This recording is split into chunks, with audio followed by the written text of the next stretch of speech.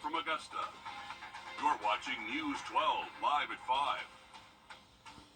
Well, summer doesn't officially start for a few more weeks, but we're already back up in the 90s. We'll have the latest on when we could see some relief in just 2 minutes. But first, with the weather heating up and school being out for the summer, parents, we are all looking for ways to keep our kids occupied and out of trouble. The public pool is a great way to achieve all of those things and cool off in the process, but in Richmond County, communities have fewer choices. Sydney Hood explains.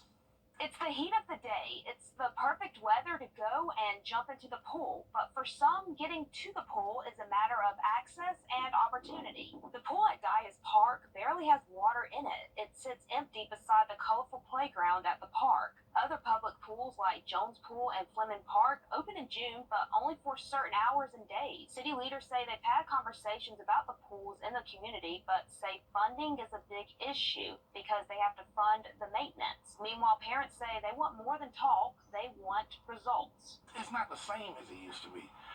First of all, children don't want to go outside like they used to, but we got to get them out the door. And to get them out here and do these things, it's not too much to get them to do. Today, we brought the children over here to Lake Offstead just to walk the trail, down there, look at the waterfall, let them skip rocks for a little while, things that we used to do back in the day. You know, we pay taxes.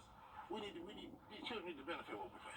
City leaders are discussing more ideas to bring to the city to give these kids more options during these summer months. But as we'll show you all new on News 12 at 6 o'clock, some are saying these plans, these talks are long overdue. All right, thanks for that, Sydney. Right now, you can pull up your phone and scan the code on your screen. It'll take you to our website where we have compiled a list of resources for you to keep kids entertained over the summer holiday. From summer camps to splash pads, it's all there. And today would be a great day to hit one of those pools or the splash pads, Riley. It is hot outside for us. It is, guys. We are seeing many spots. Thank you, Riley. Clear skies today mean any Memorial Day vacationers returning home shouldn't face too many issues. That is a big change from yesterday when severe weather over Atlanta caused some flights to divert to Savannah. Hartsfield-Jackson International Airport set a record Thursday with 111,000 passengers screened at security checkpoints. Then on Friday, it saw its second busiest day with another 109,000 people. This was the view from Tybee Island over the holiday weekend, looking more like Miami Beach. It was all hands on deck for lifeguards and beach patrols, but thankfully they say the weekend was calm with no major incidents. Half a year has gone by since the YSL trial began, and dozens of witnesses have been called to testify, and it's still anyone's guess as to how or when this trial will end. From day one, Georgia's highest profile trial this century has been plagued with issues. Jury selection lasted so long it broke state history, and with 200 witnesses, the testimony itself will likely surpass state records as well. Prosecutors are trying to show that YSL, or Young Slime Life, is a criminal street gang responsible for multiple offenses. The defense claims YSL is not a gang, but simply a record label. The rapper Young Thug, also known as Jeffrey Williams, is at the center of it all. He's been in jail now for more than 600 days as the trial plays out. Defense attorneys in this case claim it could take years. It's called the new oil. Semiconductor production is booming across the nation, including right here in Georgia. They power nearly every piece of tech you interact with throughout the day. Senators John Ossoff and Reverend Raphael Warnock recently announced $75 million in funding to strengthen the semiconductor production in the state. It's part of the 2022 CHIPS and Science Act, which is dedicated to rebuilding America's place as a global manufacturer. Have allowed strategic advanced manufacturing to wither in this country. In 2021, when inflation spiked, we now know that about a third of that was because of the semiconductor shortages. And as the chip industry continues booming, Georgia has its eye on being the Silicon Valley of the South. A recent report found child care for the average American family costs more than the average rent in all 50 states, and a lack of affordable and accessible child care is a leading cause for many young parents leaving the workplace. Our State House reporter Mary Green explains what the state of South Carolina is considering doing to help with this. The state of South Carolina is considering a potential plan to offer child care services to some state employees, which the Department of Social Services says, to its knowledge, would be a first-time offering. I think it's important that we recognize just how important child care and access to child care is, especially for state employees. And I should add affordable child care. This idea is part of a future move of a handful of state agencies' headquarters out of Columbia to a new joint campus in Lexington County. Representative Gilda Cobb-Hunter proposed that as part of that move, the state should consider offering on-site child care services to the employees working there, an idea now being explored. The South Carolina Department of Administration says it's identified an area on the new campus where a child care center could be located, and it's in the process of surveying how much interest there'd be for this service among employees. Studies have found access to child care can increase worker productivity, in this case for positions that keep the state operating. It's not just a family problem. This is a problem for communities. This is a problem for businesses. And the greater opportunities and the greater access that we can have for childcare, everyone in South Carolina will benefit.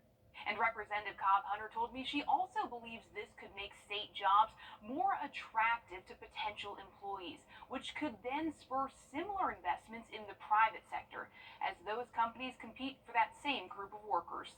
Reporting from the State House, I'm Mary Green. Cobb-Hunter says questions about how much, if anything, these services would cost and which state employees would be eligible to participate would be figured out later if this idea comes to fruition. Wrdw, a popular teen retail store, is closing all 540 locations across the country. The retailer filed for bankruptcy in 2003, then again in 2017, which led to massive downsizing. Now it's closing all locations, including the one in the Augusta Mall. We reached out to the store today, which is on the lower level near Dillard's. They say it will be closing tomorrow. According to the company, Wrdw is a $200 million in debt and could not rebound from the pandemic and changes in market trends. At its peak, there were more than 1,000 stores across the entire nation. A Georgia man who went fishing in Guatemala is alive and safe. Rescuers found him. How? Next. And we are up to 90 this afternoon, but a little bit cooler weather is expected over the next few days. Have a look at that full forecast next. Time and temp, brought to you by your First Alert weather team. Introducing the First Alert Radar Network. With up to 10 times the resolution of other local radars and technology that can pinpoint right down to your street. First just got faster. A Georgia man buys a building in downtown Atlanta and makes plans to turn it into a beauty shop until he makes a huge discovery. How he's preserving the history he stumbled upon, coming up next. First Alert Radar, powered by Jim Hudson Automotive Group. Military. Preserving history. It is a hot-button topic across the South, including Metro Atlanta historic neighborhoods. Brittany Ford uncovers how one building was saved from losing its rich history and now serves as a reminder that we must preserve what we have before it's lost for good. At the corner of Hillard and Auburn Avenue sits a hidden gem that will take you back into the 1940s.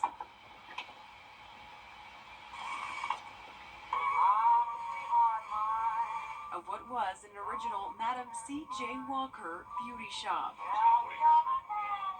Walker was a pioneer in African-American beauty products who holds place in the Guinness World Records as the first woman to become a self-made millionaire. Greetings.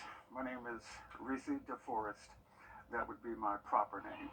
Tenant Reese DeForest stumbled on the property nearly 30 years ago. This is an original flat iron. They were called pullers in those days. That also housed the first ever black-owned radio station. Instead of renovating it into a new hair salon as intended, he invested in it. I said, okay, it was inspiring for me. I need to preserve this. Maybe it would be inspiring for future generations. And all throughout the Sweet Auburn neighborhood and communities across Atlanta are historical spaces and buildings that are changing shape with the times. there's a love affair for real estate. David Mitchell is executive director of the Atlanta Preservation Center. As we see the constant development happening, if we do not encourage and embed historic preservation into that, then we're just making anywhere. We're not making Atlanta. It comes at a time where the city of Atlanta is finalizing its largest fiscal budget in history. The drafted more than $800 million lacks historical preservation funding. Historical preservation, unfortunately, is not required by the city's charter. Councilmember Julian Bond is in the process of introducing a new commission dedicated to just that. That's the goal of this historic commission, is to kind of fill that gap and also provide a way for the community to be actively involved in official historic recognition and preservation efforts. To help support people like DeForest, who saw value in a piece of Atlanta's rich history and made a different choice. Actually, I should not be coming out of my pocket 25 years later trying to preserve this. My time is finite. This legacy needs to be infinite. And a great example of someone being in the right place at the right time to save that piece of Georgia history. And right here at home, the city of Thompson is doing its own preservation of history. Ahead in the next half hour, how its old fire station from the early 1900s has a new use. All right, thanks for that, Will. Looking forward to hearing about that. And we are back with our latest winner for our Plunkett Heating and Air Sunshade giveaway. Congratulations to David Henderson from Augusta, Georgia. To get your own sunshade, all you have to do is go to WRDW.com, click on contest, and enter your email right there. We'll have another look at the forecast just after the break. When the unexpected happens, who do you turn for a free estimate? Candy can fix it. Trust Chief Meteorologist Riley Hale for your first alert. You can find ice-cold refreshment right here in Parker's Kitchen. Cool off with a large fountain drink for just 99 cents. That's a huge sweet tea for less than $1 at Parker's Kitchen. You're watching News 12 live at 5. Continues.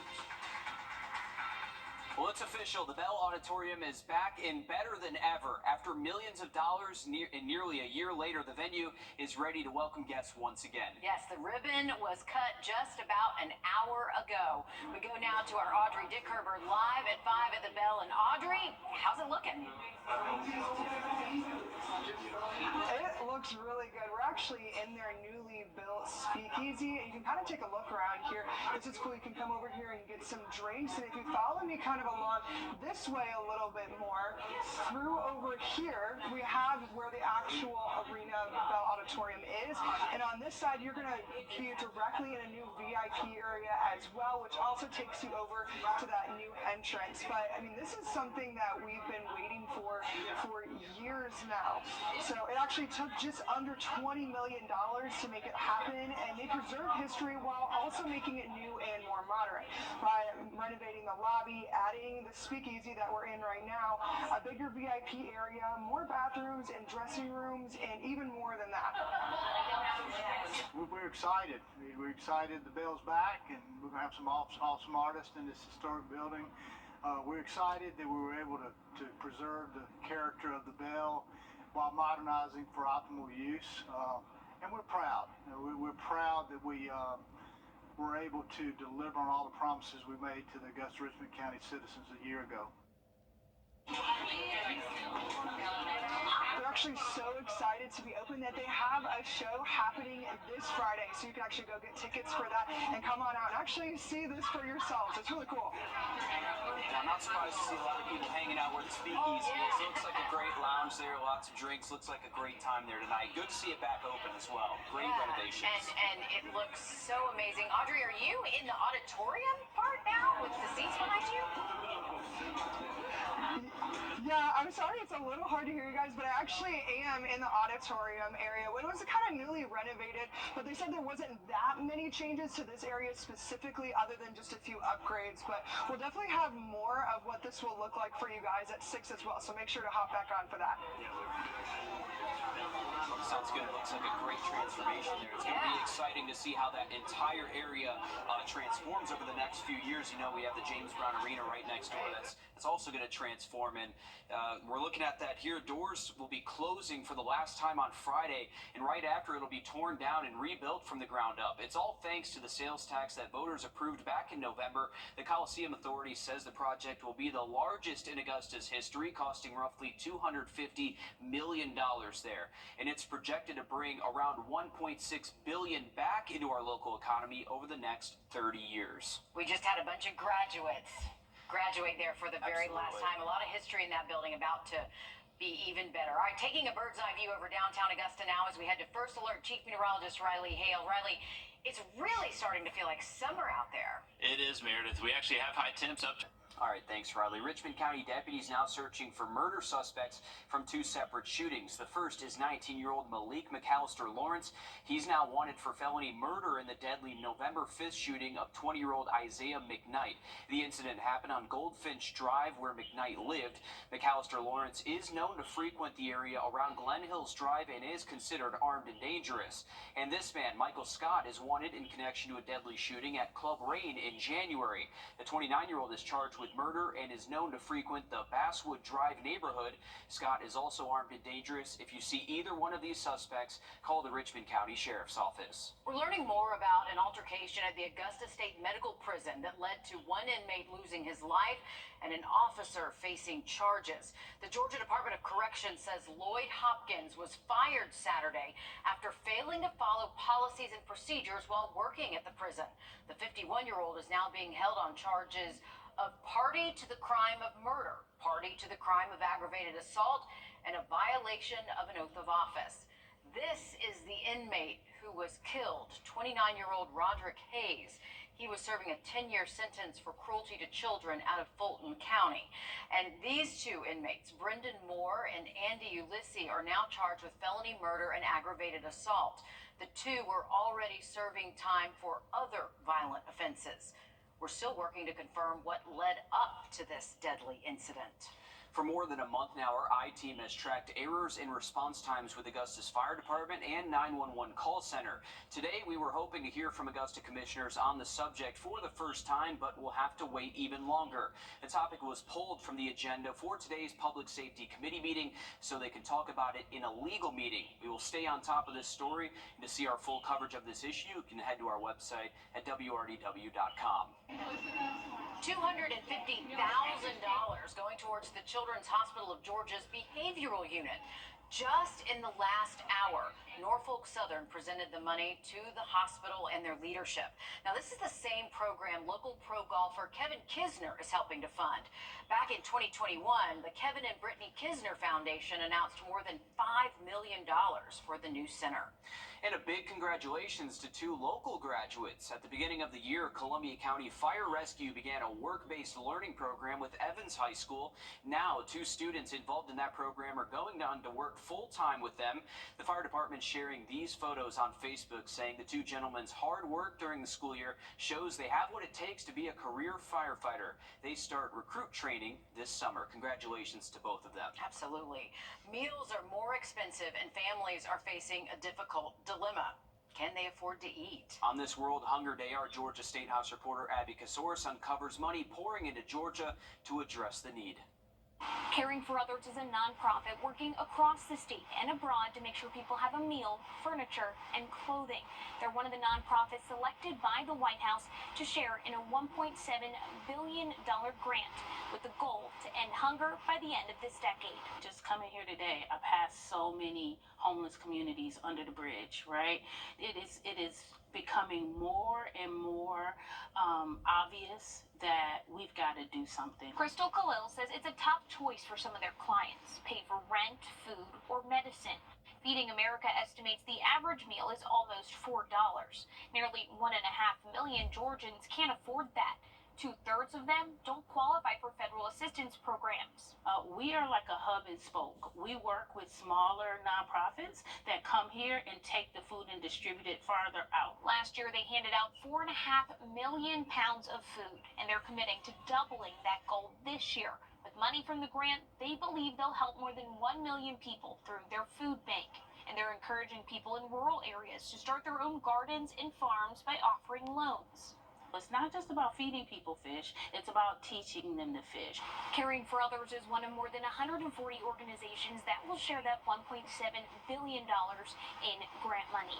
This grant marks nearly $10 billion that the president has allotted to combat hunger in the U.S. In Hapeville, I'm Abby Casoris. Turning something old into something new. Just ahead, how the city of Thompson is continuing to grow and how historical buildings are playing a part. Riley? Well, today we have to 91 degrees, and today is likely going to be the warmest day of the week. We'll take a look at those temperatures dropping off a little bit just after the break. Time and Temp, brought to you by your First Alert weather team. Introducing the First Alert Radar Network. With up to 10 times the resolution of other local radars and technology that can pinpoint right down to your street. First just got faster. The weather's warm.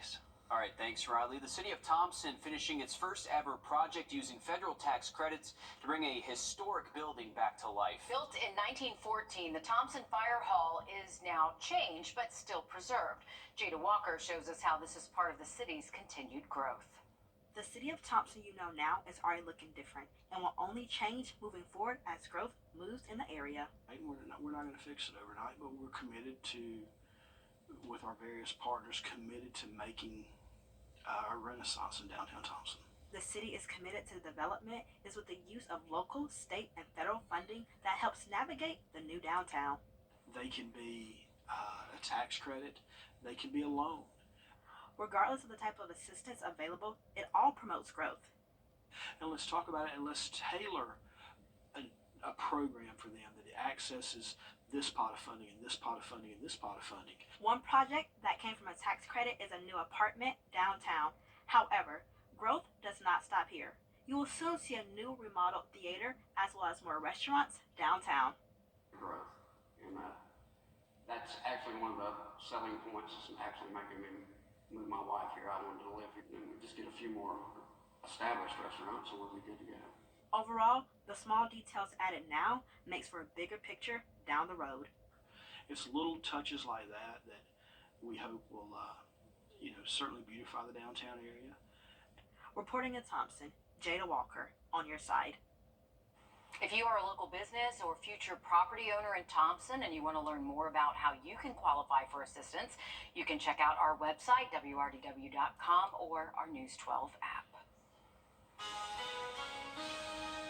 Remember the first time you saw your house on Google? It was pretty cool, but now it's kind of dangerous. I'm Jamie Tucker, coming up how criminals are using Street View and what you can do to protect your home. First Alert Radar, powered by Jim Hudson Automotive Group. Okay, not much is private on Google. A simple search of your name might reveal photos, where you work, your social media accounts, and more. And authorities say it's a popular way for some criminals to search for new targets. As our consumer tech reporter Jamie Tucker explains, there are some precautions that you can take. What the Tech, sponsored by Augusta Preparatory Day School. A quick question. You wouldn't walk up to a total stranger and give them pictures of your house, would you? Well, you may not think about it, but if someone finds your address online, they can, in just a couple of clicks, see not only what your house looks like, but what cars are parked in the driveway. If you haven't looked before, go to Google Maps or Google Earth and search for your address. Then take this little yellow figure and drag it and drop it onto the street. Yeah, it's like driving right up to it. Police officers tell me local criminals are known to use Google Street View to case neighborhoods and pick out targets for home and car burglaries. They can virtually walk up and down the street to get an idea of what they might find. Standalone garages, what types of cars are in the driveway. The photos are high quality enough to even spot some security cameras. While it may not deter someone from targeting your house, you can blur the Street View image. Here's how. You go to Google Earth or Google Maps, find your house, and then select Report a Problem. Then select Blur. You can blur the house, a car, a license plate, or any other object by lining it up in this red box. You will need to provide Google some information to prove it's your house and then choose a reason. Now, you're not going to see an option of, I just want my house blurred, so choose Misplaced Image. And eventually, your house will be blurred on Google Street View, which is used in Google Earth and Google Maps. And if you ask for the house to be blurred, it's a good idea to keep checking back because Google continues to take photos with their Street View cameras, and you just want to make sure that it stays blurred. That's What the Tech. I'm Jamie Tucker. Well, this month, the Harlem baseball team won their second straight state championship, and tonight they're being recognized by Columbia County. News 12 Sports Director Dan Booth caught up with head coach Jimmy Lewis as his Bulldogs continue to add up the accolades. When Harlem won state last year, they finished the season as the 23rd best high school baseball team in the country. After going back-to-back this year, according to Max Preps, the Bulldogs have cracked the top 10 as the number 9 best team in the nation. Harlem's 73-2 record over the past 2 seasons helped them win their 8th and 9th state titles in program history. After a long championship drought, head coach Jimmy Lewis has now won a total of 7 state championships, and he told me he has his players, his family, the fans, and the man upstairs to thank for all of that success. For some reason or another, he looked down here and said, you know, I'm going to let the old man win 2 more, and I appreciate it. But there again, my wife also has been with me the whole time, and she, you know, she's been my support and my rock, and she's just behind me all the way, and she helped us win those 7, along with the fantastic assistant coaches I have. Harlem's senior class that graduated this year had an overall record of 128 and 18 in their high school careers, which is just incredible, Riley. It really is. Congratulations to Coach Lewis and those Harlem Bulldogs on another state title. It was hot today, and it's going to cool off a little bit the next few afternoons. Should see highs stay in the 80s the rest of the week. Having a look at that forecast just after the break.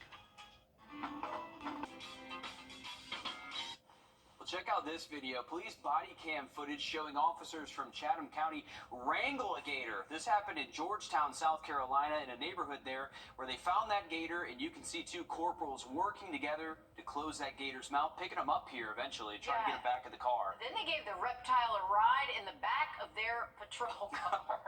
The gator's friends will never believe him, I'm sure. He was released back into the wild with no issues. Oof.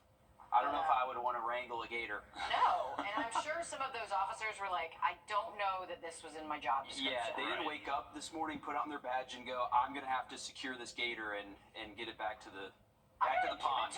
They did a really good job. Yeah, they did. It was very easy. They made it seem very simple, but I wonder if they just picked low straws, whoever has to like hop on the alligator or actually tape up his mouth. But it seems like they've done that a couple times, though. I think they got it down. So, yeah. Yeah. Glad the gators back out in the wild, swimming along. We got a beautiful afternoon for all the gators out around our parts. We got clear skies, sunny temps, hitting close to 90 out there this afternoon, currently at 89, and a good steady west wind just helping bring in some drier air for us, so luckily not too humid out there. We are looking at a few storms across the Carolina coastline, but for us here locally, no rain or forecast the rest of this evening if you are stepping out. Early morning temps should be close to 60 out there early Wednesday, most likely seeing highs stay in the 80s out there tomorrow, and a lot of sunshine sticking around for tomorrow. Just a few more clouds will show up Thursday and Friday, but not much rain in our forecast. We potentially could see a stray shower by Sunday. All right, thanks, Riley. Stick with us. We have much more news, weather, and sports coming up after a short break on News 12 at 6 o'clock.